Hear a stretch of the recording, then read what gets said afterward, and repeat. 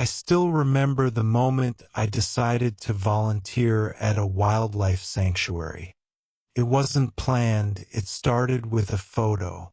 One evening, while scrolling through social media, I saw a picture of a rescued baby elephant standing beside a caretaker.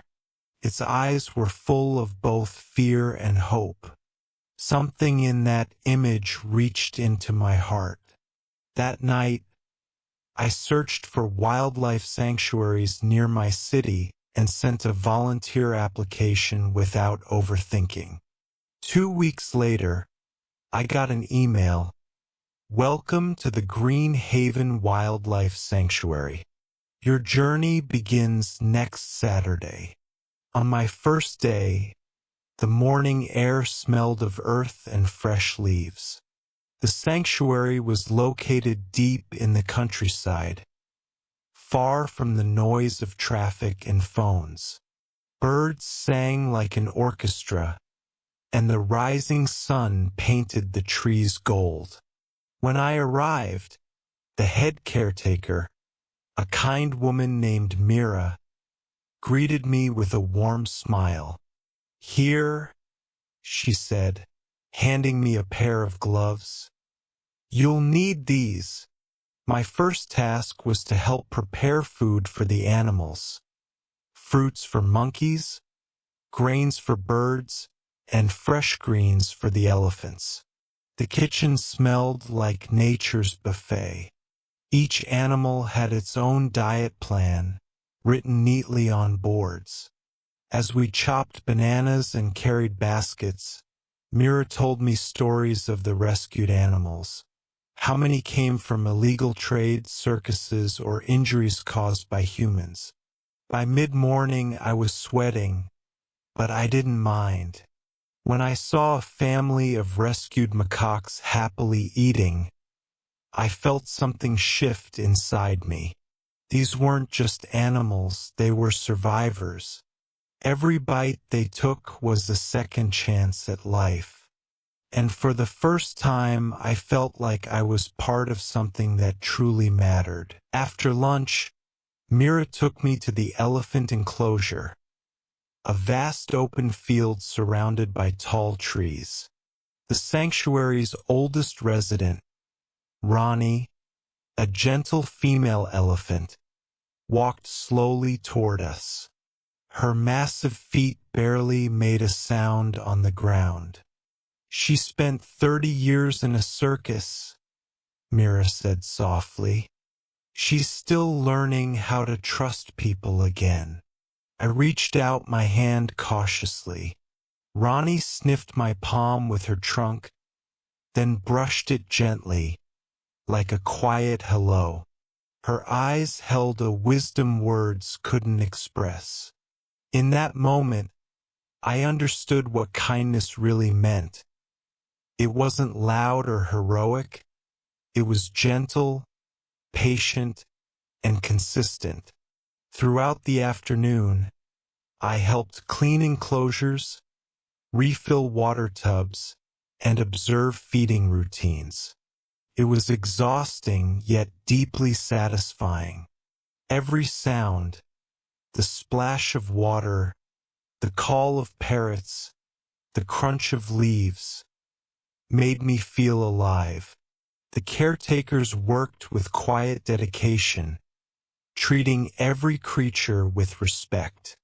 Later, a young vet named Arun showed me how to record animal behavior. "Observation is key," he said. "Animals can't speak, but they communicate in their own way. Listen with your eyes." I spent an hour watching 2 rescued deer interact, one shy, one playful. Their movements were a language of trust and freedom. As the sun began to set, I stood near the edge of the forest, watching the sky turn pink and orange. I realized that volunteering wasn't just about helping animals. It was about rediscovering empathy, slowing down, and remembering that every life, no matter how small, has value. Night fell softly over the sanctuary. The sound of crickets filled the air, and the animals settled into their shelters. My body was tired, but my heart felt lighter than ever. Mira joined me by the wooden fence, sipping tea from a tin cup. "How was your first day?" she asked. I smiled. "Different, humbling, beautiful," I said truthfully. She nodded. "That's what the wild does. It reminds us of who we really are." Before leaving, I helped feed a group of rescued parrots their final meal. One bright green parrot kept repeating, "Hello, hello," in a cheerful tone. Mira laughed. "He used to live in a pet shop. Now he talks to everyone who visits." That small moment, a talking parrot in a quiet sanctuary, felt like the perfect symbol of hope. As I walked back to the volunteer cabin, the stars shone brighter than I'd seen in years. No city lights, no noise, just pure stillness. I opened my journal and wrote, "Today I didn't just see animals. I saw courage, forgiveness, and life in its truest form." The next morning, before leaving, I went to say goodbye to Ronnie. She lifted her trunk and touched my shoulder lightly, as if to say, "Come back soon." I promised I would. Volunteering at the wildlife sanctuary changed me in ways I didn't expect. It taught me that service is not about saving the world. It's about showing up for the small moments that matter.